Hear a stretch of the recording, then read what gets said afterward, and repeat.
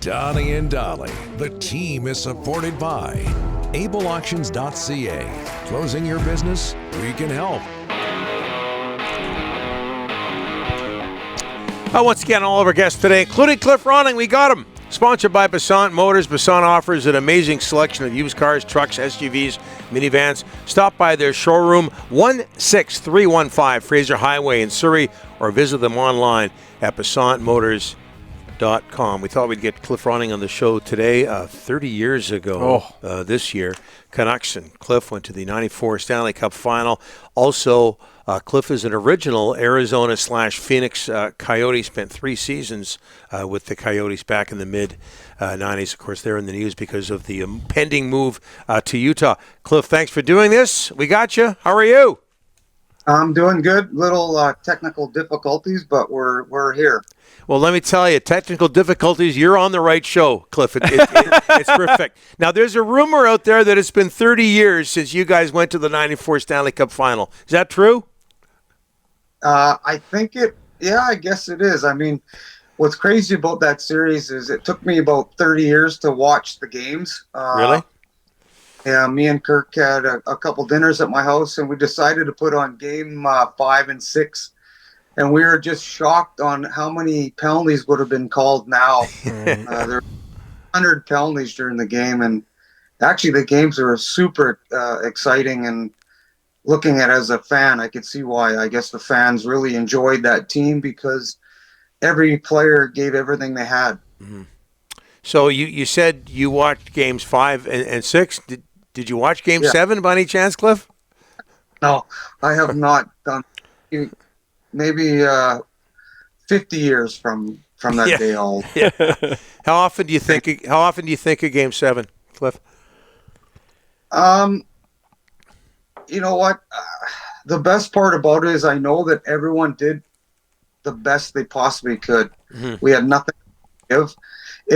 If you felt like that you could have done something like one more little bit of more effort or what have you, not one guy could be able to give another little bit of their blood, sweat, and tears. We did everything we could, and right down to the end. And so that's the only satisfying thing out of it. Mm-hmm. It was Brett. Hey, Cliff, changing gears here, switching gears, just your reaction, and you played there right from the hop, but your reaction to the Coyotes moving to Utah. Yeah, I mean, it's a sad day for Phoenix. I mean, I was there when they first started, and they put in their rink for young kids. And, I mean, look at the players that are starting to come out of there, Austin Matthews, and just hockey players that are changing the game. And I think that's going to hurt.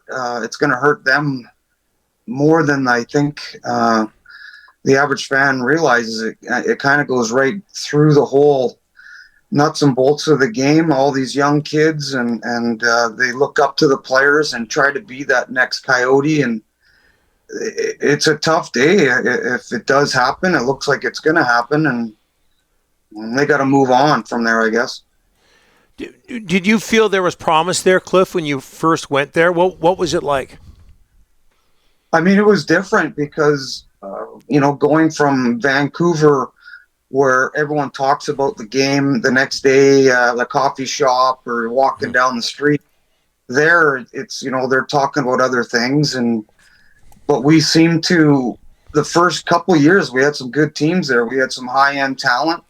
Obviously, Jeremy Roenick and Keith Tkachuk and Javi Bulin. And there's times we took out the Detroit Red Wings and obviously Rick Tocchet was there.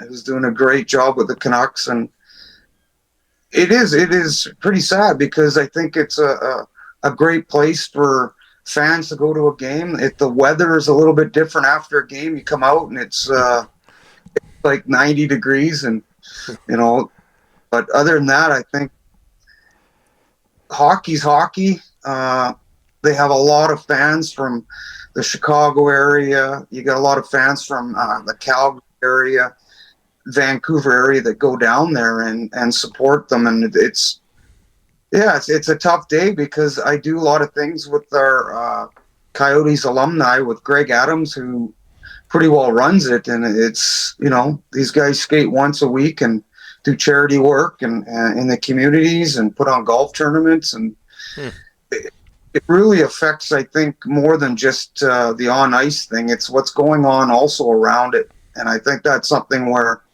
in the end, that's going to hurt the most.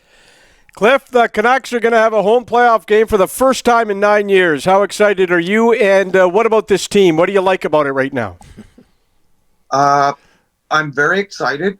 I'm excited for the hockey fans who have been waiting for this.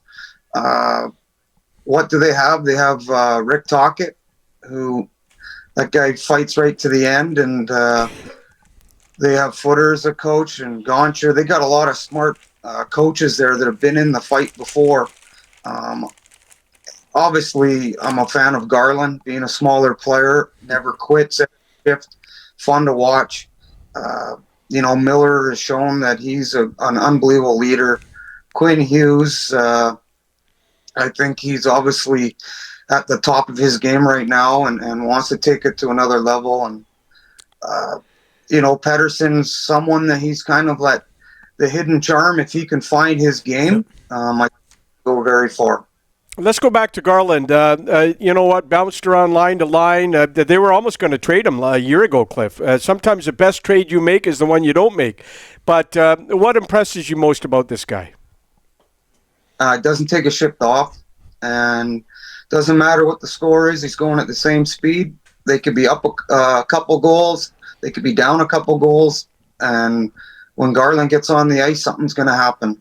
And I think that's something that I know myself. I really enjoy watching them.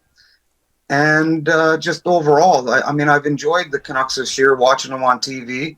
And I just hope they can get past that first round, because after the first round, it's all about gaining momentum. And they have the talent to go pretty far after that first round.